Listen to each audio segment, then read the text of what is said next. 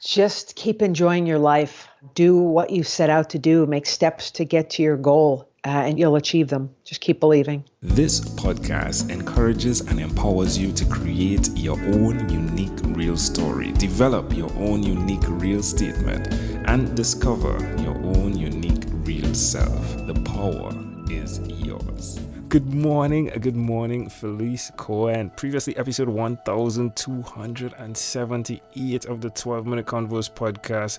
Then we got to connect just 8 months after that conversation in New York, face to face, Central Park to be exact, for such of another great conversation. Felice does some amazing things with small spaces, pun intended. Felice, how are you doing, my friend?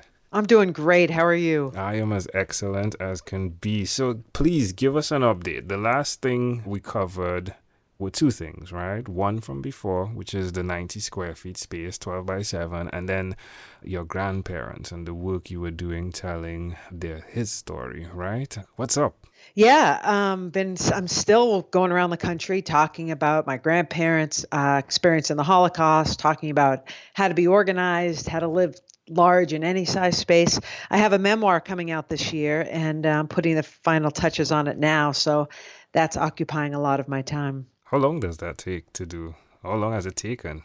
It's taken years. I started it before I wrote my grandfather's book. It started pretty much from kind of therapy, just writing, and I kept putting it in a drawer, taking it out. Should I, finish it? And now it's pretty much done.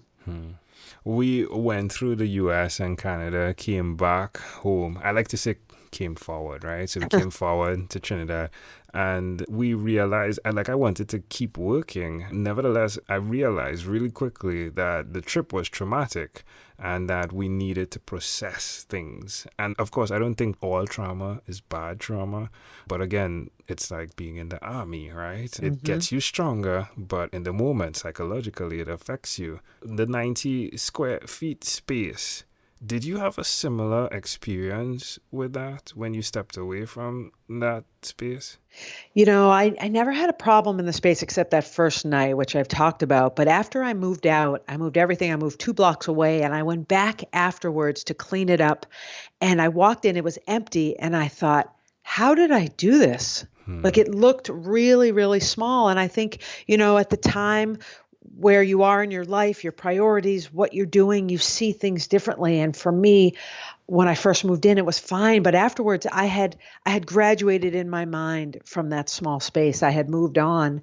And, I moved into my new space and I was so thrilled. I love that tiny space, but I couldn't do it again. Now, we are impacted by our environment. Which one would you say was more productive? The space that you were in or the space that you are in right now? I think I'm still productive. I moved into that tiny space for one reason, and that was to finish writing my grandfather's book, and I did that. And then when the video went viral and the book started to sell around the world, and suddenly I had a whole new kind of career, and I wrote another book.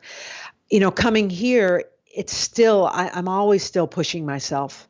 I think it has to come from inside. The space definitely helped, but now I've kind of created a working space here for myself. But again, it has to be that drive inside. It's rather poetic because the space inside remains kind of consistent, right? Of course, you could put on some pounds and expand the space, but it remains consistent. How much of life and how important is it to define that voice, that inner voice that really pushes you to do more, to continue, nevertheless, or not even considering where you are, but who you are?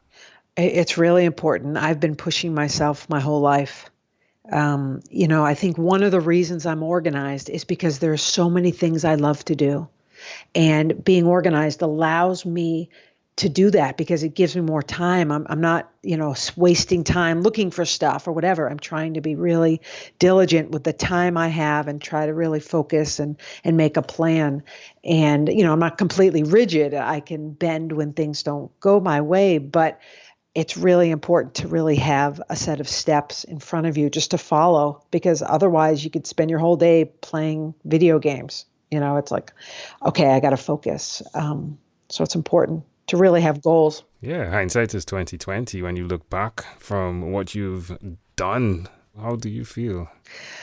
My family's always telling me I put too much pressure on myself. I am always striving to do more, to accomplish more, and sometimes I look back and I think, wow, I have done what I set out to do. I wrote that book about my grandfather just as a gift for him. I never expected to sell any copies. It sold tens of thousands of copies around the world, and it really changed my life. And I really did it for my grandfather, and I'm proud of that. If I don't do anything else, I'm happy to say I'm proud of that. How has everyone around you been affected? Because I see it, right? More is caught than taught, right? Something had to rub off. Of my grandfather? Well, no, like the drive that you operate with. Oh, I just push myself. Yeah, but how are they impacted? Or don't you see any change? Or do you think there has been change by the influence of you being in the room with your family? You know, After the book came out, my mom said that she had put back in the back of her mind that experience when she came home and found her mother had hanged herself.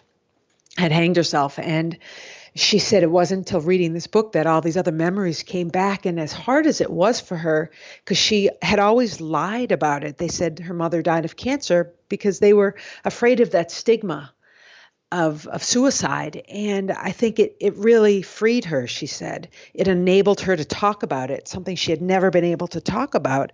And, I've spoken now at my niece's school a couple times, and they're proud of their history and they want to know about it. I've kind of taken something out of the closet that no one spoke about, and I'm happy to do it.